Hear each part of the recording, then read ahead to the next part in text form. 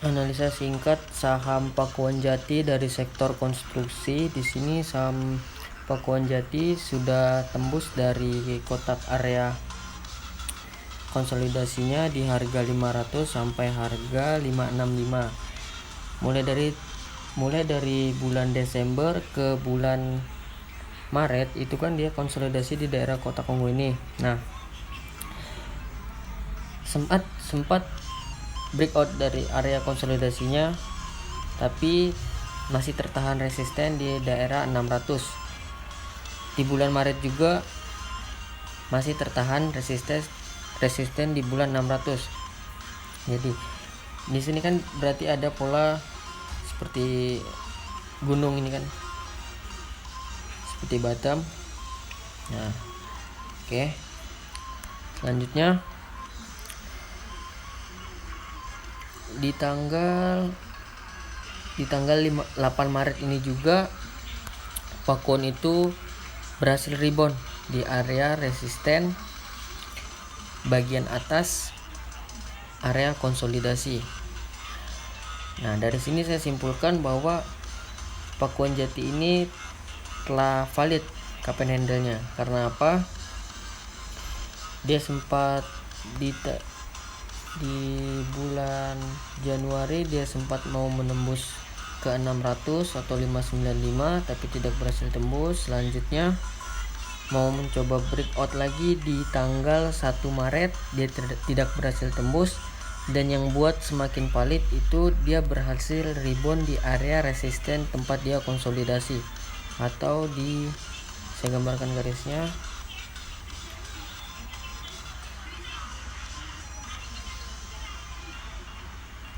Nih, di daerah sini.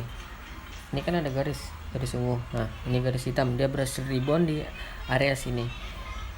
Dan kemarin juga dia sudah break dari garis atau neckline yang saya gambarkan. Nah, dari sinilah saya simpulkan bahwa Pakuan Jati ini memiliki pola cup and handle didukung oleh area konsolidasinya yang sudah breakout dan berhasil rebound di area resisten konsolidasi. Untuk targetnya itu kalau sesuai dari teori cup and handle itu kan dari bagian bottom sini kita tarik garis terus dipindahin ke atas. Nah, didapatlah target seperti ini. Karena cup and handle itu tidak terlalu spesifik menyarankan area TP-nya di seberapa, jadi kita buat area 2 TP. Yang pertama TP satunya itu di Fibo Extension nomor 1 atau di harga 680. Ini bisa jual di area sini. Selanjutnya kalau menurut teori dari cup and handle itu kita bisa ambil atau bisa jual di harga di harga 730 atau 735. Jadi ingat target TP satunya di sini, target TP 2-nya itu di sini. Nah, kenapa saya pilih saham Pakuan Jati ini? Jadi di saham konstruksi ini saya amati ada 2 saham yang bagus untuk diamati. Yang pertama itu Pakuan Jati dan yang kedua itu saham CTRA. Habis ini kita analisa saham CTRA. Nah, saham Pakuan Jati ini juga didukung oleh big akumulasi mulai tanggal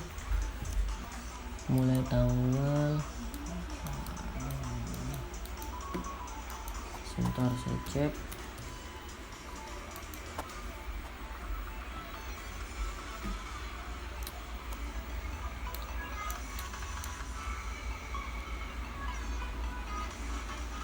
Mulai tanggal 1 Maret. Jadi ada big akumulasi di saham Pakuan Jati ini mulai tanggal 1 Maret. 1 Maret nih, 1 Maret di sini ya. Oh, ya ini kelihatan ada candle besar hijau. Berarti dia masuknya di sini terus dibawa turun lagi ke area resisten, area konsolidasi dan dibawa naik lagi. Oke, itu untuk saham Pakuan Jati besok boleh diperhatikan. Selanjutnya kita lanjut ke saham CTRA. Sekarang analisa saham Ciputra dari sektor konstruksi. Yang pertama kita harus lihat dulu bahwa saham CTRA ini mengalami uptrend mulai dari bulan Februari. Dan sampai sekarang sih masih. Nah, sini kan ada garis trend bagian bawah dan garis trend bagian kedua. Garis trend bagian bawah ini kemarin berhasil ditembus sama saham Ciputra ini. Nah, otomatis kan dia udah tidak mengalami uptrend istilahnya, karena garis trend yang saya buat ini berhasil ditembus. Tapi kemarin saham CTRA ini masuk kembali ke area jalur uptrendnya di tanggal 12 Maret. Oke. Berarti bisa dikatakan bahwa saham CTRA ini mengalami atau memasuki area uptrendnya lagi. Nah, di tanggal 19 Februari sampai tanggal 10 Maret itu saham CTRA mengalami konsolidasi di daerah kotak ungu ini. Sempat tembus dari kotak ungu itu di tanggal 1 Maret, cuman mengalami penurunan lagi dan masuk ke area konsolidasinya lagi. Sekarang kita bahas dari Fibonacci retracement-nya. Di sini saya gambarkan Fibonacci retracement dari bulan Februari ke Maret ke puncak paling tinggi atau swing high-nya. Nah, menariknya itu dia berhasil mantul di Fibo 50%. Jadi dia berhasil mantul di angka penting Fibo 38, 50, 61. Di daerah 50% ini dia kembali mantul dan berhasil nge-breakout di Fibo 38,2. Berarti itu kan mengalami kenaikan kembali. Nah, sekarang yang harus diperhatikan besok, kalau saham CTRA ini berhasil tembus atau break di Fibo 236 atau di harga 1240, kita bisa open buy dengan target kenaikan. Misalkan kita open buy di sini ya, di sini di harga 1250 biar memastikan dia breakout. Ya, dengan target kenaikan itu bisa ke 8%-an. Oke. Jadi saham CTRA ini menarik, besok bisa diperhatikan jika tembus di area Fibo 23 atau open buy di harga 1250. Sekarang analisa singkat saham Bank Rakyat Indonesia Agro Niaga. Jadi kemarin saya sudah buatkan juga analisa singkat tentang Bank Rakyat Indonesia Agro Niaga ini pada tanggal 9 Maret. Nah, di situ bagi yang ikutin analisa kemarin sekarang sudah ada floating profit di harga 1245 atau sekitar 7%. Bagi yang ikutin analisa dan beli di harga 9 Maret atau di 10 Maret. Nah, sekarang kita update analisa saham agro ini. Di sini saham agro memiliki pola pattern flagpole atau pattern yang berbentuk seperti bendera. Nah, sekarang pattern yang berbentuk seperti bendera ini berhasil di breakout oleh saham agro di daerah candle hijau ini. Oke. Nah, terus yang nanya kemarin kenapa bisa tahu agro itu akan naik. Jadi kemarin kan agro sempat turun mulai dari 26 Februari sampai 8 Maret. Terus saya buatkan analisa malamnya itu saya bilang agro, pantau agro karena akan rebound, karena di daerah sini terdapat resisten. Nih saya gambarkan ya.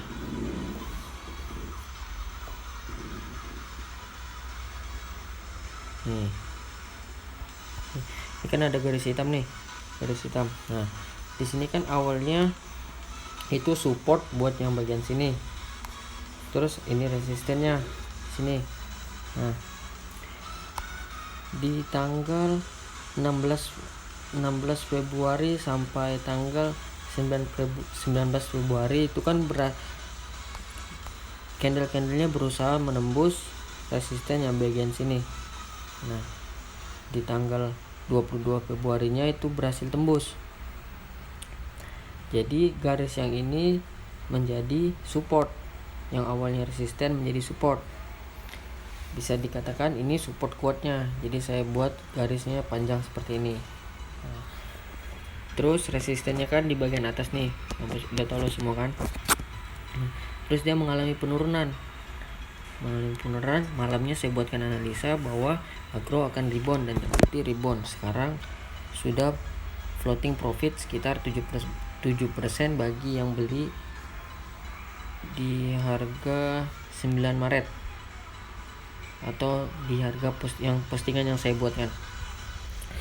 Untuk analisa update selanjutnya dari saham agro ini kan ada pola flagpole. Jadi saya sarankan TP area di sini dulu. Sebenarnya target flagpole ini panjang kalau menurut teori. Panjangnya bisa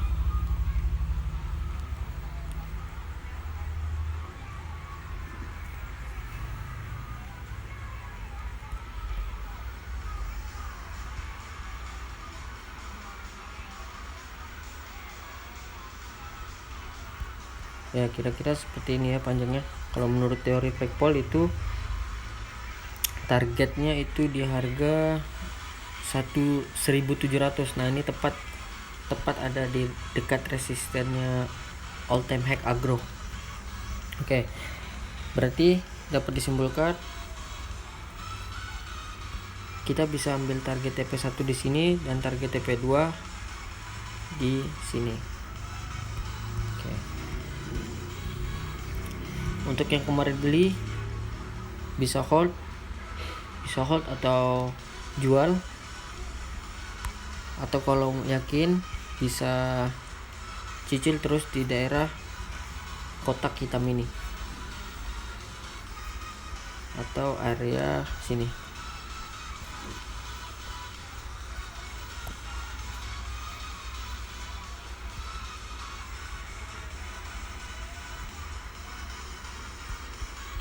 Nah,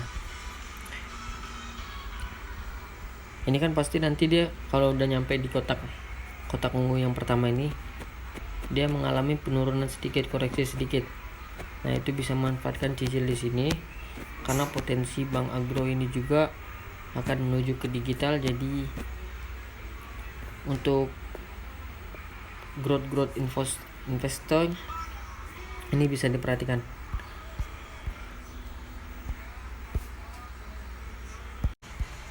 Selanjutnya kita analisa saham Bank Kapital Indonesia. Jadi Bank Kapital Indonesia ini sudah jauh-jauh hari saya buatkan analisanya, mulai dari tanggal berapa kemarin ya? Dari tanggal, sebentar saya cek, yaitu dari tanggal 15 ya. Nah, terus saya update terus di grup itu saham baca ini sampai ke bulan Maret di kotak ungu ini. Nah, terus saya jelaskan dari awal analisa teknikal dari saham baca ini. Jadi saham baca ini memiliki pola yang setiap dilalui garis ungu vertikal ini perhatikan ada garis ungu vertikal ini. Setiap garis vertikal ini disentuh, pasti Bank Kapital Indonesia ini mengalami kenaikan. atau bank baca ini mengalami kenaikan. Contohnya seperti ini. Ini kan kita mulai dari satu itu ada candle hijau mengalami kenaikan, 2 dia mengalami kenaikan juga, 4 dia mengalami kenaikan juga. Jadi polanya valid mulai dari 1, 2, 3. Nah, di tanggal 8 Maret itu kan saya buatkan analisa terbaru Bank Kapital juga. Nah, di situ saya bilang bahwa Bank Kapital ini akan mengalami rebound. Jauh-jauh hari juga sudah saya infokan di grup dan di Stockbit bahwa tunggu Bank Kapital ini di area Fibo 1. Kalau tidak percaya bisa cek di grup channel kita atau di postingan Stockbit saya. Di situ saya bilang tunggu Bank Kapital ini di area Fibo 1, dan sekarang terbukti dia berhasil nyampe ke Fibo 1. Fibo ini. Bagi yang tidak percaya bisa cek di postingan Stockbit saya atau di postingan channel grup Cuan Trust Fibo. Nah, terus malamnya kan saya udah infoin tuh beli di sini di area Fibo 1, terus dia rebound. Nah, selanjutnya baca akan dibawa kemana? Jadi simple saja analisa chart dari baca ini, kita pastikan bahwa ini kan masih jauh nih, ada gap besar, ada range besar di antara garis ini, garis vertikal ini ke garis vertikal ini. Nah, dan kemarin juga Bank Kapital Indonesia ini memiliki pola hammer atau pola yang berbentuk palutor. Jadi ini yang memungkinkan bahwa besok baca akan mengalami kenaikan lagi. Untuk target selanjutnya itu bisa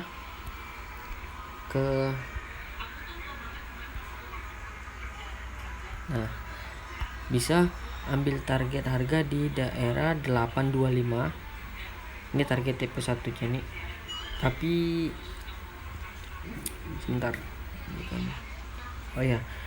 Nah, ini yang harus diperhatikan dari baca, dia harus berhasil tembus ke Fibo 1,61 ini. Kenapa saya bilang harus berhasil tembus? Karena jika baca ini tidak berhasil tembus, karena ini kan ada pola diamond. Jadi pola diamond ini menandakan bahwa para pemain saham yang ada di sini nih sangat mengikuti pola teknikal.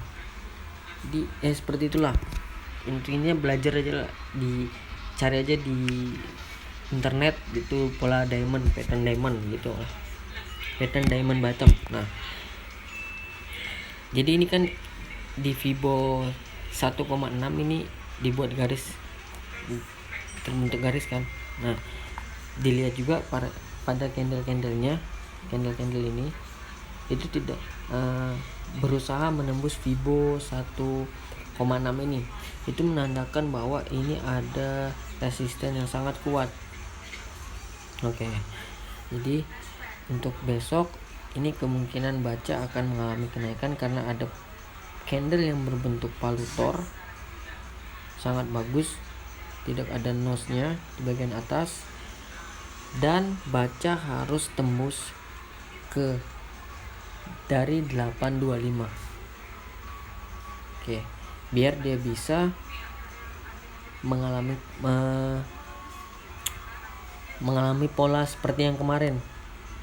Pola-pola yang dilalui garis vertikal ini mengalami kenaikan. Oke, seperti itu ya. Jadi poinnya, baca kemungkinan besok akan mengalami kenaikan karena dilihat dari candlenya, dan harus berusaha tembus ke Fibo 1,6. Itu analisa singkat dari baca. Oke, untuk saham Inco atau saham komoditas nikel,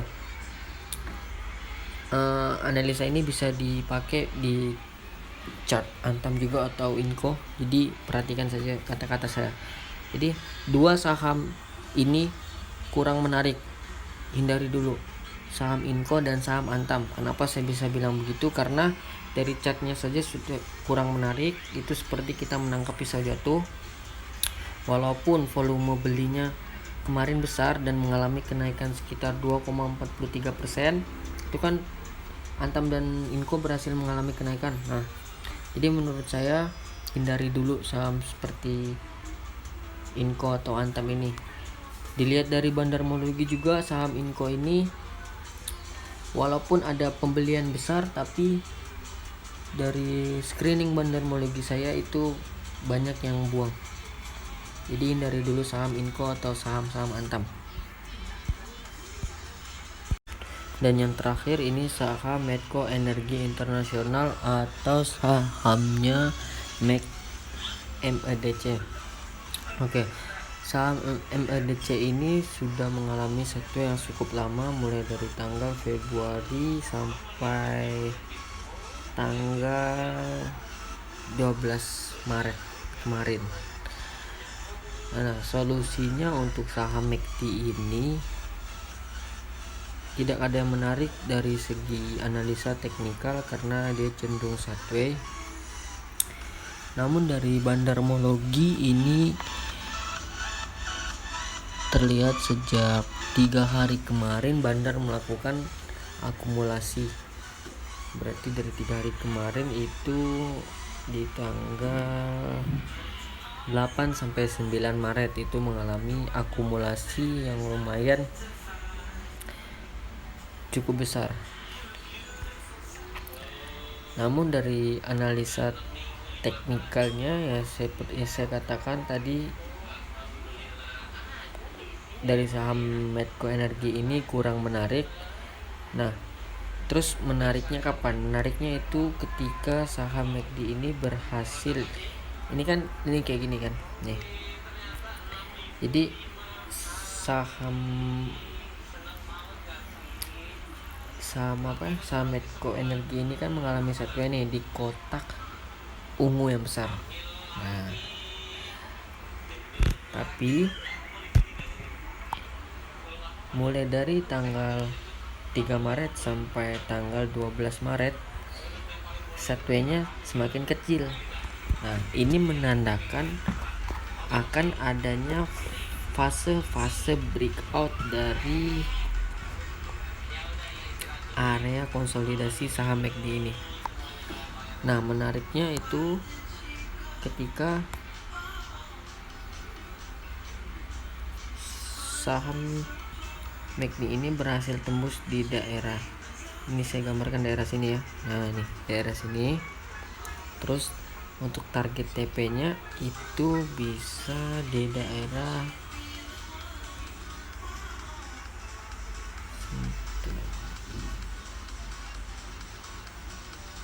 nah, ini target TP nya itu bisa di daerah sini. Ini target TP yang pertama.